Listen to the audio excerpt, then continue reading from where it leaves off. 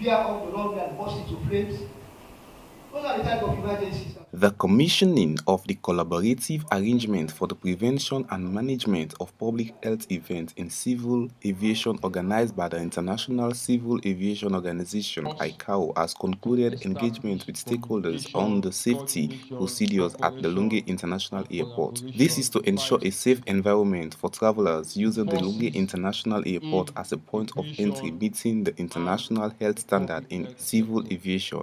Giving an overview on the engagement, Dr. Wilfred Hage from the International Civil Aviation Organization (ICAO) emphasized on the importance of the program against the backdrop of enhancing safety procedures and international best practices. The International Civil Aviation Organization (ICAO) saw the need to monitor the movement of persons from one airport to the other, especially to curtail the spread of communicable disease within the airport. You can imagine somebody who is sick coming from another airport to this country and going in the airport without any hindrance. So this project came on board as far back as 2006 and it's ongoing. The ICAO team was here in March 2015 to assess the stakeholders at the airport, the Public Health Service, that is the Federal Ministry of Health and Sanitation. We also looked at the competencies of the airport operator management.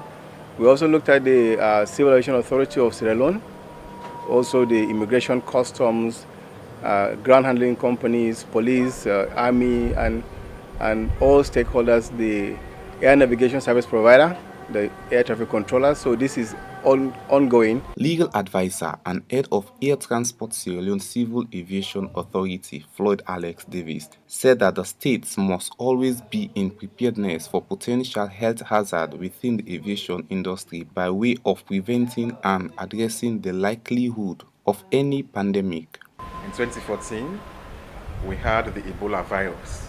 How will that affect the airports, the aviation sector as a whole, and what do we have in place as a state to curb those hazards when they come and to ensure that people within Sierra Leone do not transport the disease to other countries as was done in 2014 by other countries. As you all know, Sierra Leone never exported a single case of Ebola out of the country.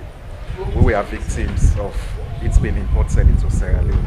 So the International Civil Aviation Organization requires the states to put certain programs and processes in place to ensure that the state is always able to manage such hazards when they do occur.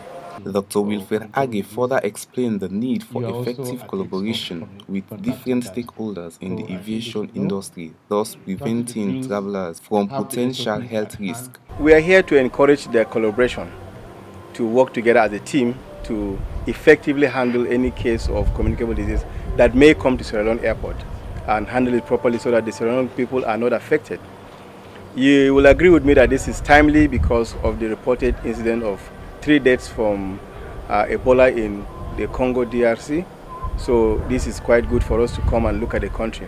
What we are doing is a follow-up visit to the 2015 visit to see the action plans that have been put in place by the agencies in the airport, whether they have done enough to mitigate these action plans that were recommended for them during the 2015 assessment.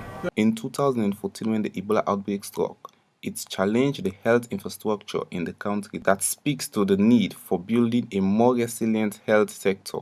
Awakari Cham reporting for Star Television.